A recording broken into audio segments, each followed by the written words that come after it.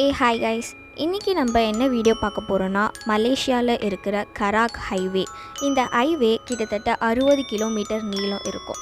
இதை 1974 கட்ட ஆரம்பித்து 1977 முடித்தாங்க. இந்த ஹைவேவை கட்டி முடித்ததில் இருந்தே அங்கே நிறையா அமானுஷ்யமான விஷயங்கள் நடக்கிறதாக அங்கே போகிறவங்க எல்லாருமே சொல்கிறாங்க. இந்த கராக் ஹைவே வழியாக யார் போனாலும் அவங்களுக்கு கண்டிப்பாக ஏதான ஒரு அமானுஷ்யமான விஷயம் நடந்திருக்கும்.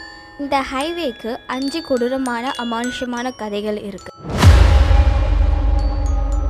இதில் நம்ம முதல்ல பார்க்க போகிற கதை த எல்லோ கார்.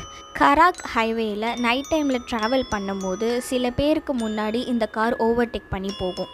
ஓவர்டேக் பண்ண அந்த எல்லோ கார் ரொம்ப பொறுமையாக தான் மூவ் பண்ணி போகும். இந்த கார் பொறுமையாக தானே போகுது, சரி நம்ம ஓவர்டேக் பண்ணி போகலாம் அப்படின்னு சொல்லிட்டு நம்ம ஓவர்டேக் பண்ணி அந்த காருக்கு முன்னாடி போனோன்னா அந்த கார் நம்மளை ஓவர்டேக் பண்ண மாதிரியே நம்மளுக்கு ஃபீல் ஆகாது. ஆனால் நம்ம திரும்பி முன்னாடி பார்த்தா அந்த கார் நமக்கு முன்னாடி இருக்கும். இந்த காரை யார் தான் ஓட்டுறா அப்படி சொல்லிட்டு சில பேர் பார்க்குறதுக்கு முயற்சி பண்ணியிருக்காங்க. ஆனால் அவங்க பார்த்தப்போ அந்த காரில் யாருமே இருக்க மாட்டாங்களாம். அதாவது அந்த கார் தனியாக தான் போகுமா.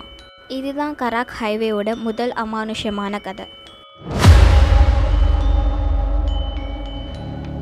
இப்போ நம்ம ரெண்டாவதாக பார்க்க போகிற கதை த ஸ்கூல் பாய். ஒரு நாள் ஒரு அம்மாவும் பையனும் கராக் ஹைவே வழியாக காரில் ட்ராவல் பண்ணி போயிட்டுருக்காங்க. அப்போது அந்த காரில் நடந்த சின்ன தப்புனால ஒரு பெரிய ஆக்சிடெண்ட் நேர்ந்திருக்கு. அந்த ஆக்சிடெண்ட்லேயே அவங்க அம்மா அந்த காரை விட்டு வெளியே தூக்கி எறியப்பட்டு ரொம்ப கொடூரமாக இறந்து போயிருக்காங்க. ஆனால் அந்த குட்டி பையன் கார் உள்ளேயே மாட்டி அந்த காரில் இருக்கிற கண்ணாடிகள் அவனோட கண்ணு ரெண்டுத்தையும் குத்தி கொஞ்ச நேரம் கழித்து இறந்து போயிருக்கான். அன்னியிலிருந்து இன்னி வரைக்கும் அந்த குட்டி பையனோட ஆவி அந்த கராக் ஹைவேலே தான் இருக்குது அப்படி சொல்லிட்டு சொல்கிறாங்க. கராக் ஹைவே வழியாக போகிற எல்லாருக்கிட்டேயும் அந்த குட்டி பையன் என்னோட அம்மாவை நீங்கள் எங்கேயாவது பார்த்துருக்கீங்களா, நான் தொலைஞ்சு போயிட்டேன் அப்படின்னு சொல்லிட்டு அவனோட ஆவி வந்து பேசுகிறதாகவும் நிறைய பேர் பார்த்துருக்காங்க. இதுதான் கராக் ஹைவேயோட ரெண்டாவது அமானுஷ்யமான கதை.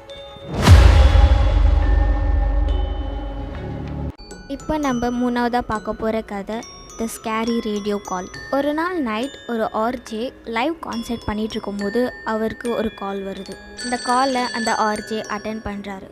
அதில் ஒரு நபர் பேசுகிறாரு.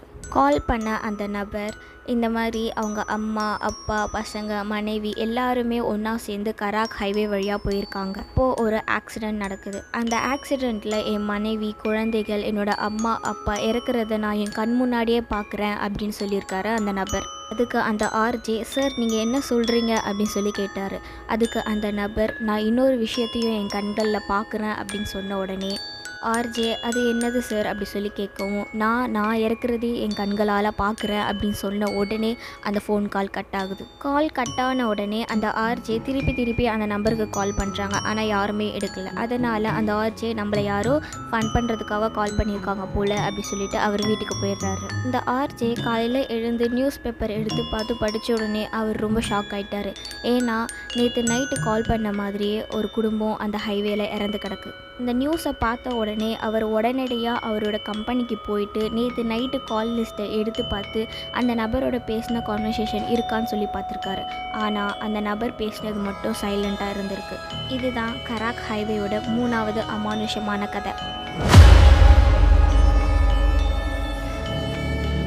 இந்த கதையில் பார்த்தோன்னா ஒரு அம்மா அப்பா அப்புறம் அவங்களோட கை குழந்தை, அவங்க 3 பேருமே காலையில் ஒரு ஃபங்க்ஷனை அட்டென்ட் பண்ணிவிட்டு லேட் நைட்டுக்கு வீட்டுக்கு திரும்புகிறாங்க. அப்போது அவங்க கராக் ஹைவே வழியாக தான் போகிறாங்க. அவங்க கார் கராக் ஹைவே வழியாக போகும்போது திடீர்னு பிரேக் டவுன் ஆகிடுது. இந்த பொண்ணோட ஹஸ்பண்ட் கார் பிரேக் டவுன் ஆன உடனே ஷாக் ஆகுறாரு. ஏன்னா காலையில் தான் அவர் வண்டியை சர்வீஸ் பண்ணி விட்டே வந்தார். சரி வண்டிக்கு என்ன தான் ஆச்சு சொல்லிட்டு நம்மளே பார்ப்போம் அப்படின்ட்டு காரை விட்டு வெளியில் வந்து அவர் ஓப்பன் பண்ணி பார்க்குறாரு. அவரால் என்ன தான் ஆச்சுன்னு சொல்லி கண்டே பிடிக்க முடியல. அதனால் அவர் நான் வெளியில் போயிட்டு யாராவது உதவிக்கு இருக்காங்களா அப்படி சொல்லி பார்த்துட்டு வரேன் அப்படி சொல்லிட்டு போகிறார். அவளோட ஒய்ஃபை நீ உள்ளேயே காரில் இருந்து லாக் பண்ணிக்கோ, யார் வந்து கதவை தட்டினாலும் நீ திறக்காத, போகாத, உள்ள சேஃபாக இரு அப்படி சொல்லிட்டு தான் அவர் போகிறாரு. ரொம்ப நேரம் ஆச்சு, ஆனால் போன மனுஷனை இன்னும் ஆளை காணும். அந்த ஒய்ஃபும் குழந்தையும் ரொம்ப நேரமாக வெயிட் பண்ணிட்டு இருக்காங்க. கொஞ்ச நேரம் பார்த்த உடனே அங்கே ஒரு போலீஸ் கார் வருது. அந்த காரில் 2 போலீஸ் கீழே இறங்குறாங்க. இறங்கின போலீஸ் 2 பேருமே கன்னை பாயிண்ட் அவுட் பண்ணி அந்த லேடியை வந்து காரை விட்டு இறங்க சொல்கிறாங்க. நீங்கள் காரை விட்டு பொறுமையாக இறங்குங்க, நீங்கள் திரும்பி எதையும் பார்க்காதீங்க, ஜஸ்ட் எங்களை பார்த்தே வாங்க அப்படின்ட்டு 2 போலீஸும் சொல்கிறாங்க. அதுக்கேற்ற மாதிரி அந்த லேடியும் அவங்கக்கிட்ட வராங்க. அந்த லேடி போலீஸ்கிட்ட வந்ததுக்கு அப்புறமா திரும்பி பார்க்குறாங்க. பார்த்தா அவங்க ஹஸ்பண்ட் காருக்கு மேலே இருக்கார். அதுவும் தலையே இல்லாமல் ரொம்ப கொடூரமாக இறந்து போயிருக்காங்க. இதை பலரும் மான்ஸ்டர் தான் பண்ணியிருக்கலாம் அப்படின்னு சொல்லி எல்லாரும் நம்பினாங்க. இதுதான் கராக்கே ஹைவேவோட 4th அமானுஷமான கதை. இப்போ நம்ம பார்க்க போகிற கதை பொன்டியானாக். இந்த பொன்டியானாக் பேய் யாருன்னா, ஒரு ப்ரெக்னெண்ட்டான லேடி அந்த கராக் ஹைவேயில் இறந்து போய் கொடூரமாக ஆவியாக சுற்றிட்டு இருக்கதா நிறைய பேர் சொல்லிகிட்ருக்காங்க. இந்த பேயை இந்தியாவில் காட்டேரி பேய் அப்படி சொல்லி நம்ம சொல்லுவோம். பட் மலேசியாவில் இதை பொன்டியானாக் அப்படி சொல்லி கூப்பிடுவாங்க. இந்த பொன்டியானாக் பேய் பார்த்தோன்னா கராக் ஹைவே வழியாக போகும்போது அந்த ரோட்டை நடுவில் கிராஸ் பண்ணி போகிறது நிறைய பேர் பார்த்துருக்காங்க.